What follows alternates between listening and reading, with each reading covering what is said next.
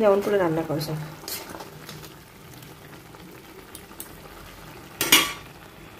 Hello বন্ধুগণ, আজ একটু রান্নার রেসিপি নিয়ে চলে এলাম আপনাদের সামনে।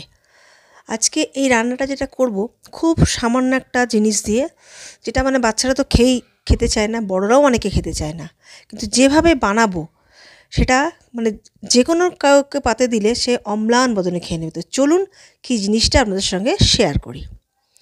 এটা হচ্ছে পেঁপেটাকে আমি গ্রেড করে নিয়েছি। আমি ফেসবুকে দেখছিলাম যেটাকে কুচি কুচি করে কাটছে, কিন্তু কুচি কুচি করে কেটেও আমি দেখলাম সেটাতে খুব একটা ভালো হচ্ছে না, ভালো করে পেস্ট করা যাচ্ছে না। তো পেঁপেটাকে আমি এখন মিক্সার গ্রাইন্ডারে নিয়ে আমি এটাকে একটা ভালো করে সুন্দর করে পেস্ট করে নেব। যেহেতু আমি গ্রেড করে নিয়েছিলাম তাই খুব তাড়াতাড়ি পেস্টটা হয়েও গেল।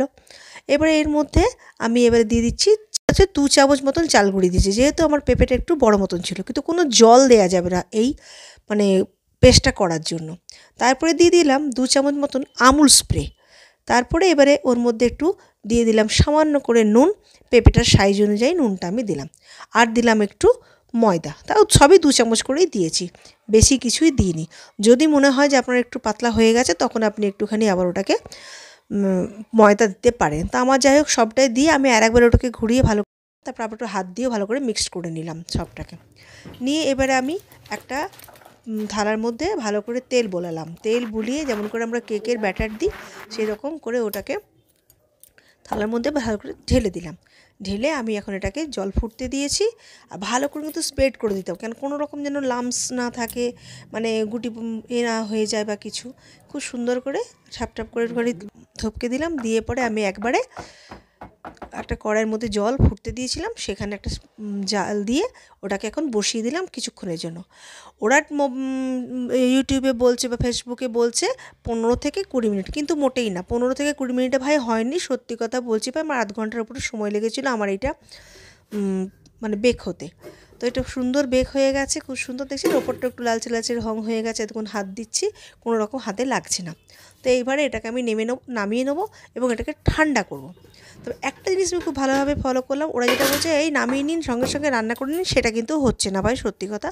আমি এটা পিস করার পরে পিসটাকে একদম সুন্দর করে একদম পনিরের মতন ছোটো ছোটো করে পিস করে নিচ্ছি। ছোটো ছোটো করে পিস করে নেওয়ার পরে আমি আবার কী করলাম, সেগুলোকে উল্টে দিয়ে একটা দিন আমি ফ্রিজে রেখে দিলাম। দেখলাম তাহলে প্রথম দিন করেছিলাম কিন্তু সেটা খুব ভালো হয়নি, ছেড়ে ছেড়ে যাচ্ছিলো তেলের মধ্যে, গোটা তেলে ছড়িয়ে যাচ্ছিলো, ভেঙে যাচ্ছিলো। সেই জন্য একটা দিন আমি ফ্রিজের মধ্যে পুরো পনিরের মতন ছোটো ছোটো টুকরো করে রেখে দিলাম এই পেস্টটাকে। খুব সুন্দর এটা তারপরের দিন ভাজা গেল এবং খুব সুন্দর গোটা গোটা দানা দানা মতন হয়ে এলো। এইবার আমার পনিরের মতন ভাজা হয়ে গেল। এবার আপনি যে কোনোভাবে আপনি রান্না করতে পারেন। আপনি চিলি পনির যেমন রান্না করেন ওরকম করেও করতে পারেন। আমি করেছিলাম কি, একটুখানি ক্যাপসিকাম কেটেছিলাম, ক্যাপসিকাম কেটে তার মধ্যে যেমন আমাদের চিলি পনির করি সেরকম বড় বড় করে ক্যাপসিকামগুলো কেটেছিলাম, টমেটোগুলো বড় বড় পিস করে কেটেছিলাম। দিয়ে এটাকে একটুখানি তেলের মধ্যে দিয়ে একটু নাড়াচাড়া করে নিয়ে, কারণ ক্যাপসিকাম আর টমেটোতে বেশি ভাজার দরকার পড়বে না, কারণ এমনিতেই ক্যাপসিকাম একটু খুব সুস্বাদু কাঁচাতেই খুব ভালো হয়। তার মধ্যে একটু নুন দিলাম, একটু হলুদ দিলাম, আর কাঁচা লঙ্কা, বেশি করে একটু কাঁচা লঙ্কা দিয়ে দিলাম। কাঁচা লঙ্কা দিয়ে ওটাকে একটুখানি হলুদ দেবো, আর একটু কাশ্মীরি লঙ্কা গুঁড়ো তার সঙ্গে দিয়ে দেবো একটু লালচে রঙ আসার জন্য। এমনি জিরে বা আদা আমি কিচ্ছু দিইনি এটার মধ্যে। দিয়ে এগুলো দিয়ে একটুখানি চিনিও দেবো তার সঙ্গে। চিনি দিলে খুব একটু মিষ্টি মিষ্টি ভাব আসবে, কারণ আমরা একটু মিষ্টি মিষ্টি ভাব খেতে ভালোবাসি। স্লাইড চিনি দিলাম, দিয়ে লাস্টে একটু গোলমরিচ দেবো, গোলমরিচের গুঁড়ো।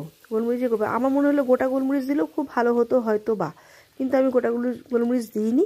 একটুখানি আমি গরম জল করে নিয়েছিলাম, হ্যাঁ, ইলেকট্রিক কেটলে গরম জল করেছি, গরম জল না করলেও চলবে, ঠান্ডা জল দিয়েও এটাকে ভালো করে ফুটতে দিলাম। ভালো করে ফুটে যাওয়ার পরে আমি ওর মধ্যে এবারে যে টুকরোগুলো পনিরের মতন করা ছিল পেঁপের, সেগুলোকে ভালো করে মিশিয়ে দিলাম। পেঁপেগুলো ভেজে নিয়েছিলাম, ওগুলো মিশিয়ে দিলাম খুব সুন্দর করে। মিশে যাওয়ার পরে একটু ভালো করে মিশিয়ে নিয়ে রেখি, পরে একটু গোলমরিচ গুঁড়ো দিলাম, আর টমেটো সস 2 চামচ মতন টমেটো সস দিয়ে দিলাম। এবং খুব সুন্দর সুস্বাদু খেতে হবে, খুব সুন্দর একটা নিরামিষ রান্না। আপনারা বাড়িতে ট্রাই করে দেখতে পারেন, এবং এটা রুটি দিয়ে খুব বেশি সুন্দর খেতে হবে। আমার রুটি, পোলাও, ফ্রায়েড রাইস এসব জাতীয় জিনিস দিয়ে খুব ভালো খেতে হবে।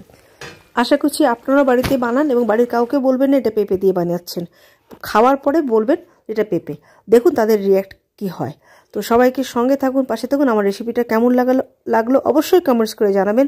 অনেক অনেক ধন্যবাদ সকলকে। Bye bye. অবশ্যই শেয়ার করুন এবং কমেন্টস করুন।